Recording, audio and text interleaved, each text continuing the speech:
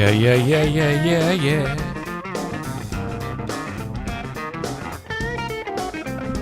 Oh, boy. Welcome into the Patreon. No, see, that's how it's going to be today. That's how it's going to be. I can feel it. Welcome into the Eric Zane Show podcast, a daily show where I discuss news, nonsense, and my personal adventures from right here in the Impact Power Sports studio. Impact Power Sports. Head on over to Rockford, Michigan. Check on a new ATV, maybe a UTV, side by side. My God, motorcycles. Not to mention e-bikes, Yamaha golf carts, scooters, even snowmobiles and riding lawnmowers. Great comment from Matt, who writes, our hero Eric Schindler back from Mausewitz. We talked about having a mouse genocide at Fear Bunker North. I had set up the walk the plank contraptions so the mice walk to the top of it like, oh, peanut butter. And then the thing drops them into the bucket, which I have full of antifreeze. Jackpot. Charity Scam Mike's bucket had 4. Mine had 3. And inside of now the idea was kill them outside of the trailer to keep them from going inside of the trailer. When I say trailer, it's that 1952 trailer that I have on the property.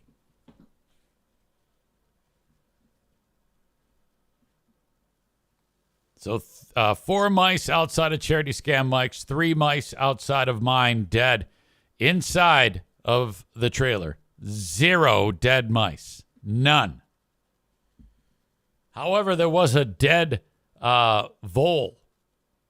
You know what? Those little, it says moles and voles are similar. They're like, I don't know how the fuck a vole got in there. But anyway, no mice. So something happened. They had a whole week because the previous week I was up there and I was getting a new one in there, a new mouse and a trap every night that I stayed there. So I don't know. I think we're in business. We'll see how it goes. Nick says, I even get chipmunks in my death bucket. Yeah, I hate the idea of it, but it's something's got to happen. But I noticed when I loaded up the trap with the peanut butter, in no time, there's insects on the peanut butter, eating the peanut butter. So it's a little bit of a bummer. You know, it can only, I don't know. For now, it's fine. We'll see where this takes us. So I would say success. It was so comfortable in there that on Sunday, so it was rainy and shitty. And Charity Scam Mike was like, okay, let's pack us all up and go into town and watch the football game at a bar. I'm like, whatever you want to do. Now, but then he was in that trailer and the TV was on and it was warm in there and he had a couple of pops and he goes, why don't we just stay here? Now, that's what I was hoping he would say. And I'm like, yeah. Why would I go and sit on hard chairs when we can sit here and you guys can watch the game? Because in that old trailer, it's pretty spacious. So we got the TV set up. It was like a watch party. I was grilling burgers. It's raining, but no big deal. It's toasty warm in there. I'm like, yeah, sit your ass down here. And then the day was ruined because of Aiden Hutchinson's broken leg. Oh, my God. All right. Now, this is right up my alley, as I've been talking about muppety flippity leg breaks and bone breaks on this show for quite some time. And this was an all-timer. You know how, like, when you're wrapping your Christmas presents and you're done, the wrapping paper is all gone, and there's that tube, that brown tube that's inside of there? And if you were to take it and, like, hit it on, like, anything, you know, it would fold. That's what his leg did. Aiden Hutchinson's leg was the tube, because he's running at 1,000,000 miles an hour, and he gets a hold of the quarterback, Dak Prescott, and his leg whips around, and then his lower leg between the knee and the ankle hits in a teammate's shin, and you see the leg just wrap around like a tube inside of Christmas wrapping paper. Some of you might not be able to handle this. Thank you to Sarah Rook Roosh for sending me this angle. So there you see. Here he is. He's getting low like he does. Here's Prescott.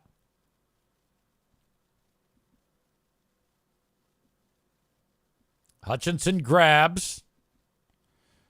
This leg is going to whip around here.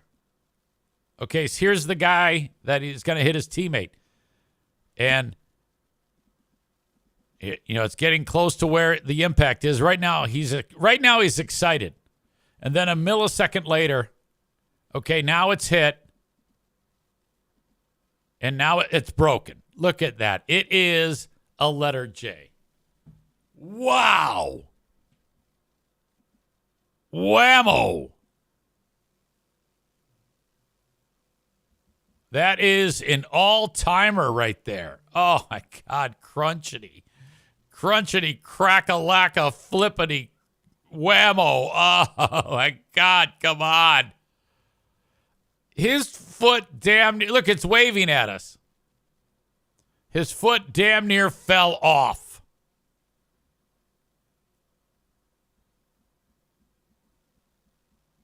There it is again. It's all bony and shitty. Oh. I don't even know where to begin with this. So screwed up. There was another clip that I posted to Facebook that showed it from like a different angle. And yeah, just really rough. Holy crap. Where is it now? Okay, this one. Okay. Yeah. After he goes down. This is after that play. Look at, you can see it like, and then Dak Prescott sits on it. Oh my God. That's an all-timer.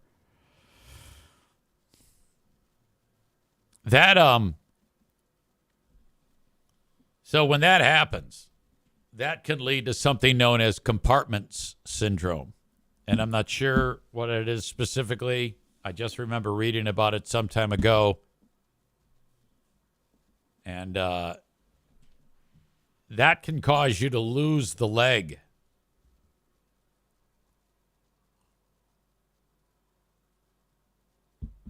Jeremy says getting a sack and then a floppy shin is a pretty baller move, though.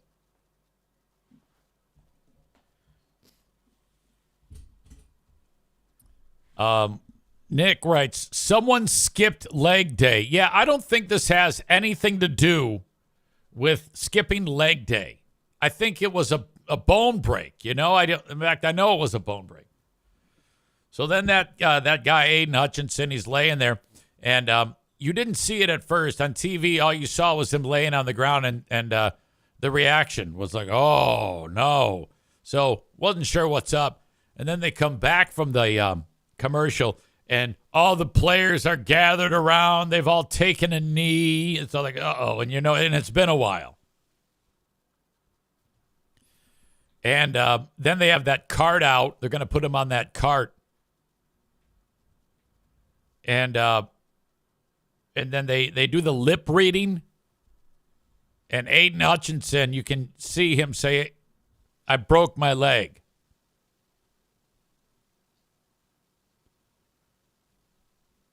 Jeremy says, I think compartment syndrome is when blood is able to get into a certain part of the leg, but it can't get out because of severed vessels and whatnot. So pressure builds up and it's super serious. That's what I heard. So now they take this guy into the hospital and then, they got to put him back together again quite quickly. So that means going in there, you get a little plate action, screws, the whole deal. Put him back together like Humpty Dumpty. And then eventually make his way home. And then I love Lion Fan. Lion Fan is like, so when's he coming back? It's like, okay, he's not out of the woods. If this leg gets infected, this leg could come off. That's not impossible. So Lion Fan needs to relax.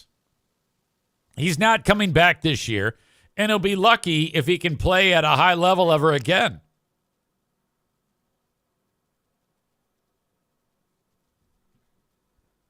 Chris says, I see people are blowing up his charity. Kind of cool. Yeah, that's Jocko Willink. Broke your leg in half? Good. People will give to your charity. Broke your leg in half? Good. Time to study more film. Oh. Broke your leg in half? Good. You got a life insurance policy worth millions of dollars. Nick in Houston writes, the moment I saw that leg snap, I said, I can't wait for EZ to break this down Tuesday and play the video 1,000 times. Oh, yeah. My God. Honestly, I'm surprised this doesn't happen every single game.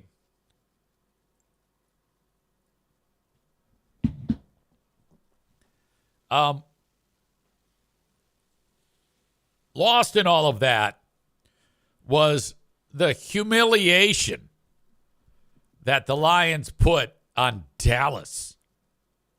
My God. Talk about a team that's had some pent-up aggression since that catastrophe last year when they got robbed. They're like, oh, you motherfuckers. And pretty much from the jump, it was just an onslaught. I've never seen really anything quite like that. Every play had potential to go for a touchdown. Jesus. So now the thing is, Dallas has kind of sucked they sucked at the start of the year last year too, so they might be able to turn it around. I don't know. But I like how Chris writes, empty out all of the bag of tricks just to be spiteful. So good. Yeah, they even ran the play that was the controversial one last year, tackle eligible, when they send like big guy out into the end zone and try to get him a touchdown. They did that more than once just to troll them. They were literally doing let's go fuck with them plays because we've been beating the shit out of them. Maureen says, I don't think the Lions ever punted in that game. Did they? So great. I know that every time Jared Goff led the offense, they got points. Chris talks about they had Taylor Decker report in first play of the game. Only the Lions fans would know what I'm referencing here, and obviously a number of my people who follow the show are Lions fans based on where I'm at geographically and because I've talked about it. But that was cool. That was cool. But I feel bad for dude there, Hutchinson. So tons of amazing stuff. And then Detroit, Tom Brady said in that game, he goes, oh, this is the best team in the NFL. That's pretty neat to hear Tom Brady say that. And then at the end of the game, Howie Long said the same thing. Willie Fitch says Cowboys should fire the coach. The players are out of control. Yeah, I don't know, man. That's a rough spot to be in. They kind of stink. The fact that the Lions running backs, both of them, are just bitches. They would start on any team. I mean, they'd be all pro on any team. And we've got two. Motherfuck. So now the Lions fans who are sometimes are stupid are saying the Lions should go get this defensive player from the Oakland or Las Vegas Raiders, Max Crosby. Yeah, go get Max Crosby. This is what you do. You give him, you give him 11 first-round picks. And then throw in James Houston. And then we get, that's a good trade. It's like, you fucking idiots. Guy breaks his leg. Good. Backup player gets an opportunity. Fuck yeah. Here's the thing about the Lions. They have the ability to coach their players up. The Lions get the most out of players that on other teams would be all right, not superstars. The coaching, it's a great union of players and coaches. Their coaches are good at getting the most out of their talent. That's why everybody loves the Lions right now. The Lions are really the pariah of the NFL, and here's why. When they go on the road, they pack the stadiums that they are playing in. So the empty seats are filled by Lions fans. So a quarter of that stadium for the Cowboys was Lions fans. And then all the Cowboys fans leave. So then all the Lions fans move to the front and start "Let's Go Lions" chants with 2 minutes gone in the third quarter. And that's going out over the air. Jerry Jones is like, "God damn it, motherfucking shit." So pissed off. This was interesting, too. So the Cowboys' social media posted, they were bragging about their attendance. 93,644 fans were there. And when they posted the image, they blurred the score because the final score had just crossed and the game was over, 47-9. I've circled it there. This is the way, and then the Lions fixed it and said, "Here you go." That's embarrassing. I mean, if you're going to show a picture of the stadium, don't include the scoreboard, because if you include the scoreboard, you're going to have to blur it out. I think it's worse when you blur it out. Just show the score, because now you look like bitches. My God. Amazing. That was a good time. Maureen writes, fun fact, Jahmyr Gibbs, the running back, is meeting a rescue dog out of Flint today to possibly adopt. It's a German Shepherd, but he has a Yorkie already, so they have to get along before proceeding. That's incredibly sweet. I'd love to hear that.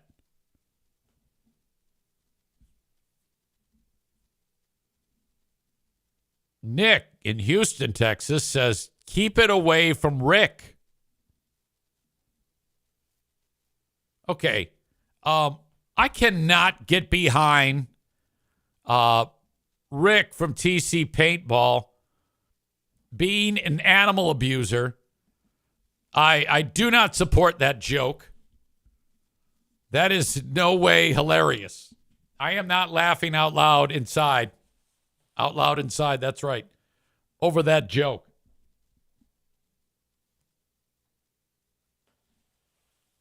Boy, that led to, the week ended in a flourish last week. Holy shit. Oh my God. But it was, so there we go. It was a great weekend away. I had that Griffins game Friday night. And that was a fun time. They got that new scoreboard again. Yankees suck 138. That's Kevin, Northern Ontario, says, are we doing this again? No. We're not. The game, the Griffins game was fantastic. They shut out the Milwaukee Admirals. And here's the problem, though. My wife says to me, as I'm getting ready, getting dressed, she goes, who are they playing tonight? And I said, I don't know. She goes, how can you not know? I said, well, I didn't look at the schedule. All I know is I got to be there. I don't know if they're playing. And then I think to myself, maybe I should check before I get dressed, because the team hates it when my colors that I'm wearing on the suit jacket or the shirt or the tie match the opposing team. You know where this is going. So I got the blue jacket on, blue and white tie, white shirt, the black vest, black pants, look like $1 million. And then I get there, and the Milwaukee Admirals are warming up, and they are blue and white. So I look like the head coach of the Milwaukee Admirals. So embarrassing.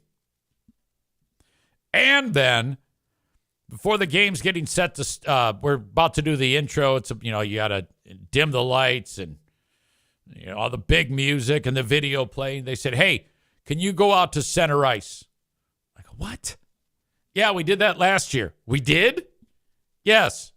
What do I do? Well, you pump up the crowd. You and Josh will be out there. Just hand it off to Josh, and then he'll finish it up. I go, okay. And we've done this before. He goes, yes, just do the same thing as last year. I go, I don't remember doing it. Yeah. When? 9 minutes and 25 seconds. I go, well, that's in 30 seconds. Yeah, go out now. I'm like, God damn it. I get up, take my headphones off, walk out there. And then, actually, before I left, I go, is there a mic out there?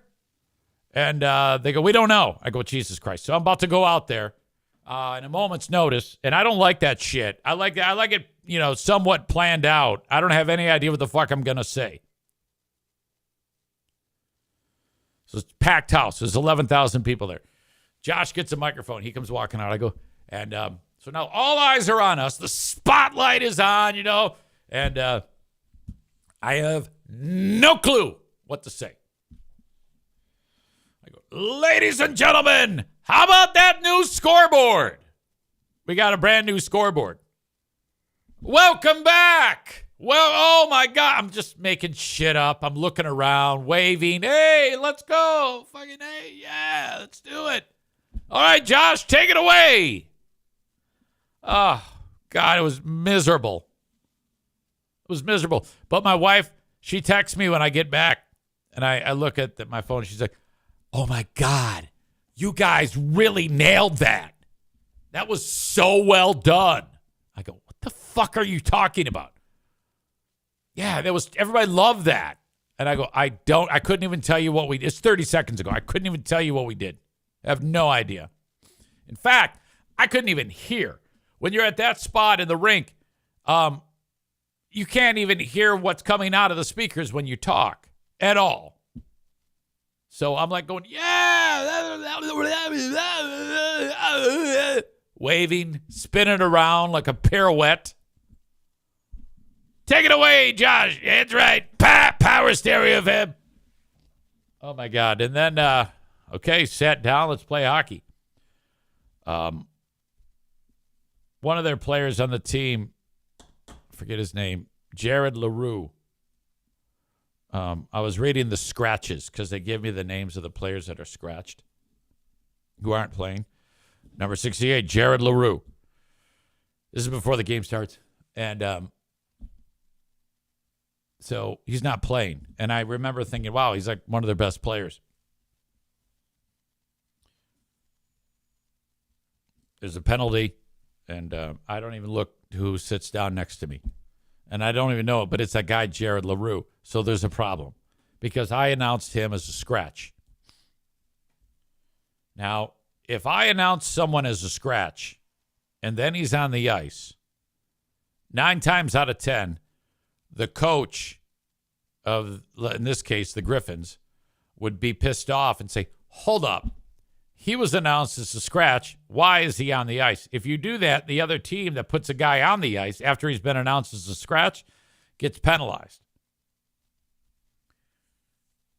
If that happens, if I announce someone is scratched and they play, the ref has to skate over to the team that is in question, get their lineup sheet, it's a piece of paper, and their scratch sheet, another piece of paper, review it, skate over to the team that's complaining's bench, show them that he's supposed to be on the bench and playing, and then skates over to me to yell at me.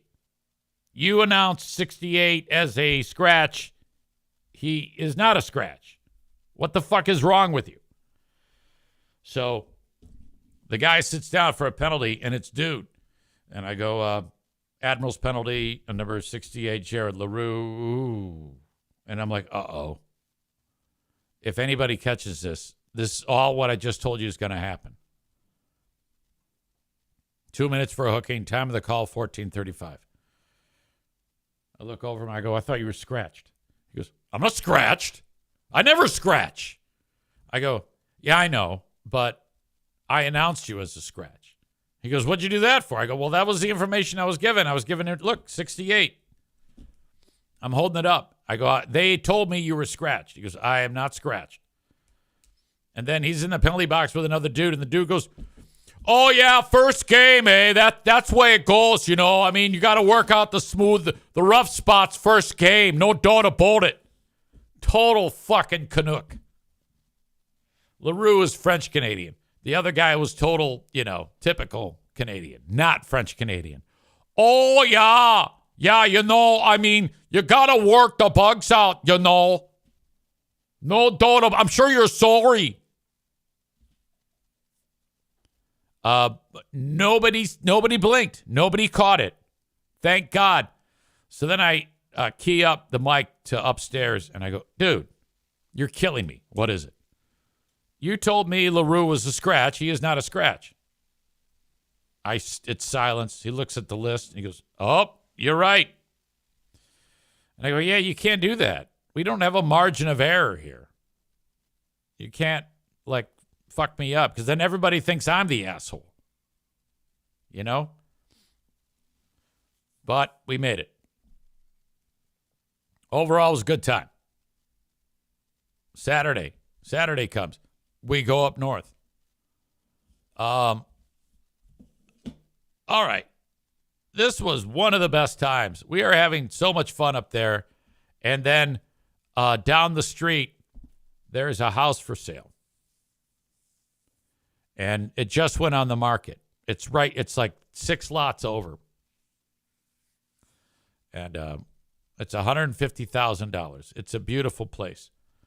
And Charity Scam Mike says, you should buy that and Airbnb it or Vrbo it. I go, yeah. He goes, I have a friend who does that. And he charges $200 a night. And the place doesn't even have fucking running water. $200 a night. And it's occupied from April to September every day. And then it's occupied for hunting season and some of snowmobile season. All right. You should absolutely buy that and do that. So I go, that's a great fucking idea. So I drive over there. And I get the name of the realtor. It's on the sign. I call her up. Her name's Betty. I go, hey, Betty, I'm calling about the house on the corner of such and such and such and such. And she goes, oh, it's under contract. Now, she thinks I'm an idiot because I go, what does that mean? She goes, somebody is just waiting on an appraisal. They're going to buy it. I go, oh, shit. I go, I'll tell you what. If that falls through, you have my number. Call me back. Because I'm going to buy that house. And then I said, and furthermore, that property, if you have any more like that, $200,000 or less, call me. Secluded, in the woods, cottagey feel, vacation rental, Verbo Airbnb. That's what I want you to think about. She goes, absolutely. I go, call me first. She goes, I'll put you on my email before they list. You will see anything. I go, fantastic. Because this is the latest Eric Zane Show podcast, Eric Zane Productions business venture. I am going to be a tourism property manager. This is happening. This is not, the decision's been made. Okay? So I'm going to buy the property and I'm going to rent that shit out and we're going to fucking sail off into the sunset, burning money as we do it. Hey, you cold? Burn this stack of hundreds. That's what we're going to do. Matt says buying property. What's next? A Tesla? No, not only am I going to buy one, I'm going to buy like as many as I possibly can. That place up there, the tourism industry in Grayling in particular, is booming. Where that's located, you are 1 hour from the Mackinac Bridge, 1 hour to Lake Michigan, 1 hour to Lake Huron. All right? Fucking A. Yes. I cannot believe I didn't think of this sooner. Thanks to Charity Scam Mike for the idea. So you get the property, you list it, and you have a property manager rent it. Not rent it, but you have a property manager manage it. So it's a listing on Airbnb or Verbo, but property manager is the guy up there who takes care of when shit breaks, when the lawn needs to be cut, maid service, clean that shit out. And that's 10% off the top. I go, fine. That's perfect. Bob says, not only does it have all those tourism places in close proximity to it, because it's a wonderful spot to stay at or a landing spot to then make your base and go do other things up there. You know, maybe you go to the sand dunes. Maybe you go to Mackinac Island. Maybe you go into the UP to see how those losers live. Bob says, and you got the A-10s flying over. Oh, my God, I'm stoked about this. I cannot wait. So now I'm looking at all sorts of properties up there. You can get homes up there for like $75,000. Nice homes. I'm excited about this. Will it happen? I'm telling you it's going to happen. Does that mean it's going to happen? No. Chris said Grayling is booming. LOL. Did they get a new pizza place or something? Funny you should mention. No. In fact, the local pizza joint just went out of business. But the reason why people go there is because of the up north experience. Woods, snowmobile trails, motorcycle trails, ATVs, rivers, canoeing, the great outdoors. People love that shit. And surrounding Grayling is all these really fun little hamlet towns. Traverse City, Petoskey, Charlevoix, Mackinac City, Oscoda, West Branch. Fucking great. I'm telling you. Maureen says they have the Fred Bear statue. Maureen was up there. She was at the feet of the Fred Bear. Hey, Tear, let's go to the Fred Bear statue. She was stalking me out up there. Had I known that you were going to be up there, I would have had you visit at Fear Bunker North. I trust you, and I think I can kick your ass. So I would have invited. No, I take it back. Terry hates me. If you had been without the dead weight, I would have brought you over. You know? But since he hates my guts, I don't want to do that. You know, that would be so awkward. He calls me terrible names all the time. Linda says, rich people like Eric love to experience life above the hard living line temporarily. Without a doubt. Without a doubt. Except the rich part. However, if this works out the way I want it to work out, the way I think it can work out, then yes, I'm going to be filthy fucking rich. Okay? And it's going to be awesome. All right, so we got Mousewitz is up and running. Mouse genocide. Broken leg. Lions do great. Trip up north. Okay. I said when I got there, I said to the people that were with me, Charity Scam Mike, my stepsister Elizabeth, my stepsister Sue, and my stepsister's husband Jim. By the way, Sue was there. And years ago, when I was about 14 years old, we were up north. Not there. We were at another place at a campground we used to go to in addition to up north. And so Sue, who is about 10 years older than me, who I was with this weekend, her younger cousin, Terry, was visiting. And I can't believe I've never talked about this. And I was probably about 13. I take it back. 12 or 13. It wasn't 14. I know that. But Sue brings Terry up. Terry's 17. The story on Terry goes that she got pregnant at 17.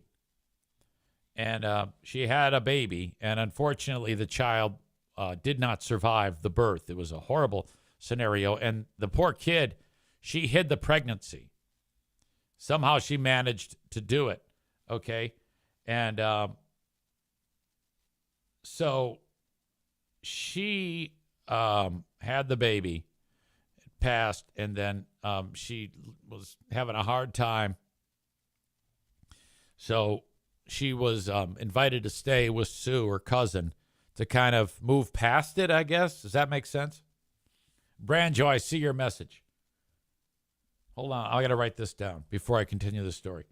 I work at a realtor association. I would highly advise that you check local zoning ordinances to make sure there's not a moratorium on short-term vacation rentals. If there is, you could potentially be stuck with it. Okay.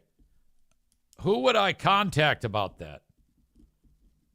Like the county? Thank you for that. I appreciate that. So anyway, there I am, 12, 13 years old. Terry is there, and she's spending the summer with Sue. And we got tents up, and my stepsister Nikki is in the tent with me. She's the same age as me, I think a year younger. So 12-year-old EZ on one side, 11-year-old Nikki on the right side, and in the middle is 17-year-old Terry. She's staying in the tent with us. So it's time for nighty nights. Now, I don't have any intentions on my mind. I just didn't think like that. And I had never experienced anything with a girl other than maybe holding hands. So I'm laying there in the sleeping bag, and she's kind of laughy and silly, and Nikki's always been the same way. And Terry's from Georgia. And the next thing I know, she's kissing me. Like big time. Open mouth, tongue. Hardcore makeout. And I'm like, and it's dark in there. And all of a sudden, I'm not talking, nor is she. And my stepsister, Nikki's like, why is it so quiet? What are you doing? I'm like, holy fucking shit, this is awesome. So it didn't go anything more than like a makeout session. But that's like all we did when I was there. Dad's like, hey, son, you want to go ride motorcycles? And we had all these motorcycles, just ride them all over the fucking trails. No, I'm going to pass on that one, Dad. I'm going to be sucking face in the tent. I can't believe you, guy. You didn't, you always want to ride your motorcycle. Nope, not doing it. So that ends. That's where that story ends. However, this weekend, I'm sitting there, and Sue is with me. She's the one who was kind of like chaperone, and she was probably like 25 at the time, 23, Sue. And so we're at the fire site, and we're all sitting around. I go, hey, whatever happened to your cousin Terry? And I go, because she's a kissing bandit. She totally made out with me the entire week that we were up at Spring Lake back in the 1980s. 1982, 83, somewhere around there. And boy, did she laugh. I go, she really liked kissing. And she goes, yeah, she kissed everybody. And she starts rattling off names of people we know who she had makeout sessions with. There wasn't a pair of underwear that I had that didn't have jizz on it from that adventure. Eric, how come you're walking funny? Well, it's because my dick's wet. So I said, yeah, there was I'm telling the story, and Diana's just rolling her eyes. I go, you should reach out to her and ask her if she remembers me. So Sue does it. She reaches out, and she's like, hey, do you remember? She didn't reference it as explicitly as I did. She referenced it with my stepbrother, Eric. Do you remember him? And I don't think she did, because she responded with, boy, that was quite a time. I remember it very well. Yeah, there was a lot. I met a lot of people then. She's probably 58, 59 years old now. So then she showed me a picture of her, and I go, oh, yes, there she is, my love. My love, Terry. I love her. And Diana's like, oh. So then that night ends. Next day comes around. It's Sunday. I go, hey, and right in front of Diana. I was totally lying, but I go, hey, I messaged Terry. We're friends now. And Diana's ready to fucking kill me. She's like, Sue goes, you did? Oh, my God. It was like fucking high school.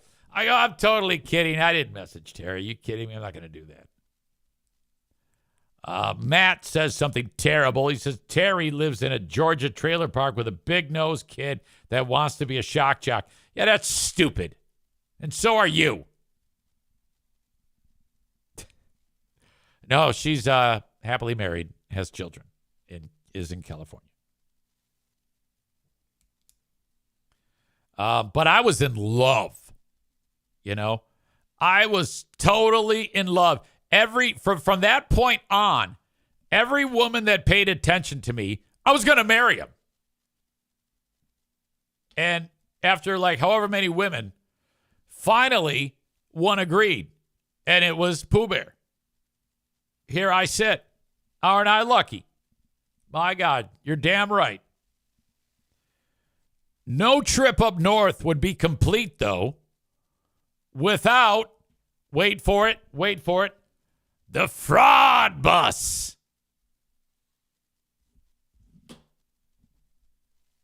All right, I'm going to be jumping around on the story. I'm going to start with the emails I fired off. Subject line, you guessed it, another problem. Now on this thing, if you hit a button, you know how the side goes out? It makes it bigger so you have a larger living space. Then you push the button and the side comes in. All right. It did not come in right. And it's crooked, and part of it just didn't come all the way in. It's sticking out. So I'm driving down the road with a portion of this thing, it's called a slide, sticking out. So I said to Charity Scam Mike, I go, buddy, I'm going to try to put it out and put it in again. If it doesn't do its thing, I got to break the news to Pooh Bear, and you got to see this. So it doesn't work. I go, hey, honey, can you come on out here? I show her what the problem is, and I explain it to her. And Mike's just watching. And she starts swearing and calling it terrible names. She's doing what the NFK does when he drops an ice cube. She's giving it the finger. She's demanding I take it back and get a new one. Subject line, you guessed it, another problem. Readers. I just brought the side in as I was wrapping up my trip. The pictures show that the front is closing appropriately, but the back is not. I'll be bringing the coach back. I'll let you know when. Tony, this is the second trip back since the last bit of reimbursement that you've given me. I expect to be made whole for both of these, in addition to what you've already afforded me. As of now, you promised me a $500 credit in the store and $200 cash. That is not enough. Can you please amend this? I wait. I don't hear anything for 90 minutes. Subject line, hello. Is anyone going to reach out to me? Is this where we are in this dynamic? Are you getting comfortable with how this is going so much that I can't even get someone to reach out after yet another catastrophe? So we're at this level. After I hit send, I get a phone call. Dude says, okay, I think we can fix this. Oh, God, well, you better be able to fix it. And by the way, Corey writes, the dealership should have taken this thing back and then dealt with the manufacturer to settle the loss. The customer should not be put in a position to deal with this. Jeremy agrees. He says, completely correct. It's not EZ's fault, but they're making it his problem. Yeah, whatever. It is what it is. Chris writes, I love that this is the segment now anytime after it's used. LOL. There have been 2 times that I've used that. 2. In probably the 12 times I've used it that something has not gone wrong. Dude says, okay, there's a series of, what's going on is there's 2 motors on one side of the slide out and on the other side, and they talk to each other. For some reason, they're out of sync. And I go, yeah. You can resync them by pressing this and then holding that and then pressing this and then spinning in a circle, jump up and down, press this, press that, do the chicken dance, Macarena, button, Macarena, pet the dog. I go, really? Yes. So we finally get home. And I did everything he said. And it fucking worked. It resynced. And I could hear the motors like talking to each other. Like fucking robot from Warning, warning, warning. Great reference. I see the thought of a lawyer should have been contacted long before this point. You got to understand. This is what Michigan law states. There's a name for this. For vehicles, it's known as the Lemon Law. There's another law in the great state of Michigan that is similar, but not really, for RVs. And the law states this. As long as the dealership makes a reasonable attempt to always accommodate the customer and do any type of repair, the customer has no recourse, period. I've looked into it. This is not nearly as simple as you might think it is. You can't just take it back and say, here, it's yours. Doesn't work. Unfortunately. That is the law. So the idea of getting a lawyer here is not a feasible one.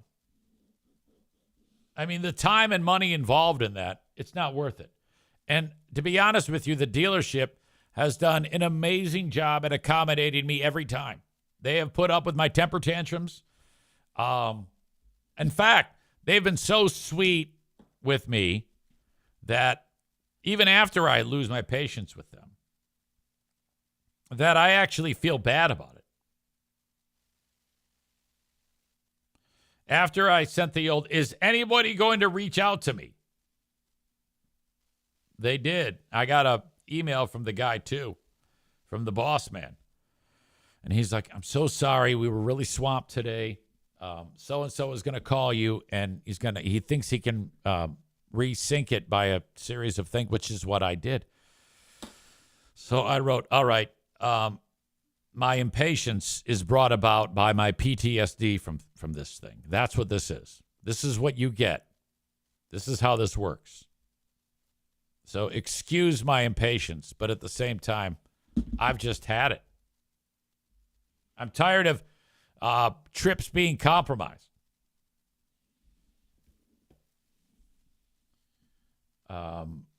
Corey says the dealership should have replaced it even if the law does not force them to. That would have been the ethically correct thing to do. This should not be the customer's problem. That's a good point. Yeah, I don't know. I think to me, though, the manufacturer of this thing, obviously who made it. I would never, ever advise you to buy this product. Nor will I ever again, unfortunately. And it's too bad because the guy who tipped me off and said, hey, you should buy this thing, he's a good friend of mine.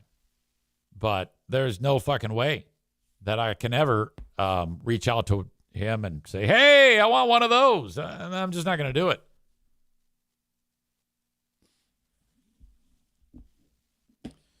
All right. So it worked out.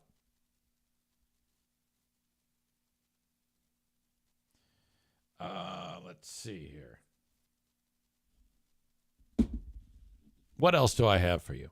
First of all, before I do anything, let me just say that the folks on Facebook and the folks on YouTube, it is time for me to say goodbye to you. If you want the full show, you must get it at twitch.tv/Eric Zane Live. Or download the Twitch app and search Eric Zane Live. That's how you do this. Then you get the full show in its entirety. Corey says, you'd have better luck at this point setting it on fire and getting the insurance money. Boy, I don't know about that. Maybe the brakes will fail and you can park it in the boss's office. Breaking news, trade. Devontae Adams sent to the Jets. And Pete Rose passed. Molly says, how many miles do you have on the fraud bus? 6,300. That is all. Oh, God. If you're watching the show on Facebook and YouTube, I am going to send you on your way. Don't forget about Patreon as well. We got a Big Fraud Thursday coming up this week, starting at 6 p.m. Eastern Time. Who are these freebeers in the Ben and Eric Patreon podcast on Thursday? Yes, we will be busting out who are these Zanes down the road. I promise you. Just haven't gotten around to hooking up the red equipment I have. In fact, I need to get a new cassette player to use these tapes. Chris says 6,000 miles to the dealership and back.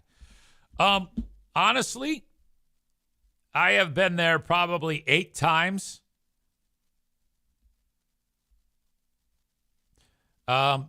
We're at about 500 miles right now. Of those miles are from the dealership. Is that not ridiculous? Holy shit. Okay. Thanks again, as always, to the folks on Facebook and YouTube for checking out the show, but I'm going to send you on your way. Actually, I take it back. One more thing about Patreon. You can sign up for 7 days free. No charge. You just go. That's what free is. You go to patreon.com/Eric Zane. Sign up for 7 days free. You do need a credit card to do that, but cancel it right after. I'll get a message that says so-and-so has just joined up, and they canceled. The reason why I do that is because that guarantees that you will not get charged. at the end of the 7 days. It's truly a trial. And if you like it, you keep it going. Just sign up again. And then your credit card's still on file. You just enable it. And then you're good to go. Patreon.com/Eric Zane. Tier 1 is all of the audio. Tier 2 is the audio, the video, and the live streams. Tier 1 is all pre-recorded. Tier 2, you got the live stream and everything that Tier 1 has. Okay, thank you so much, folks watching on Facebook.